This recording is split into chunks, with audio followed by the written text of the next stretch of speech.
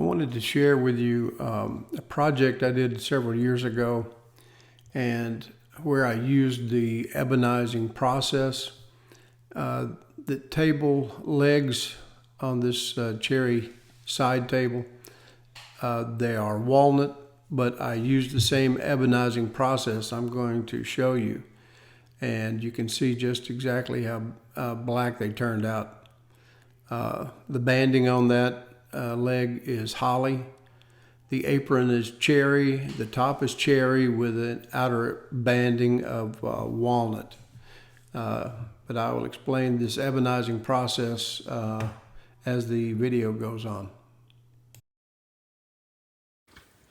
Part of this wall clock we're working on, the original one was made out of ebony and walnut. Ebony is far too expensive these days to even be considered for a very big project. So many years ago, some woodworkers came up with the ebonizing process. So this process simply requires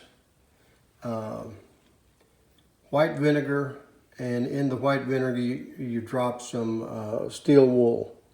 So I've made this formula up.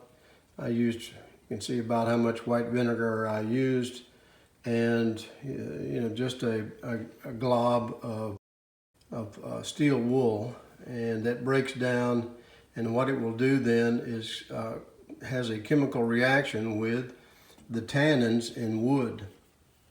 So this would work on any wood that's got a high tannic acid content. I'm using walnut. I've had very good results with the walnut, and so I'm going to show you exactly what how that's going to turn out. So I'm just going to apply this with a Q-tip, and again, this is walnut, and you'll be able to see pretty quickly how black this will turn to make this ebonizing process.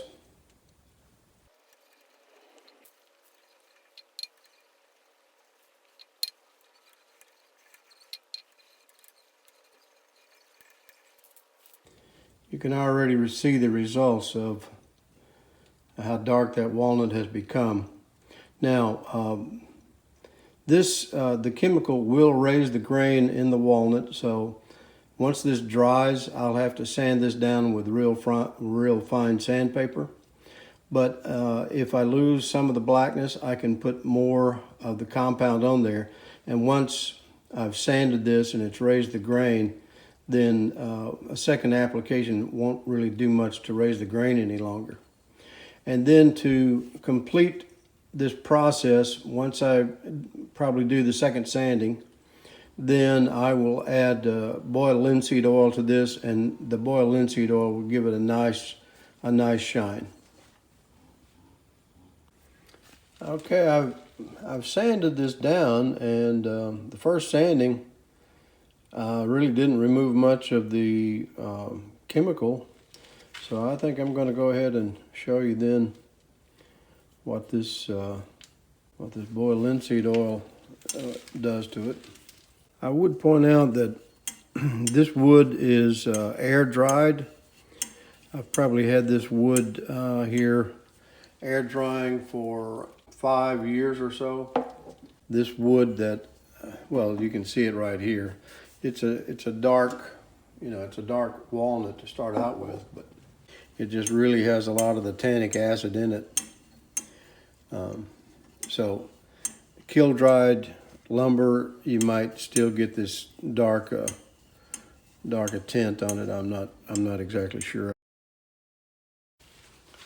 So now wiping the linseed oil off, and I think I have a nice ebonized piece right here that will go on the bottom of the clock. So if you ever think that you'd like to have a piece of ebony in one of your projects, hopefully this ebonizing video will convince you that it's a good idea.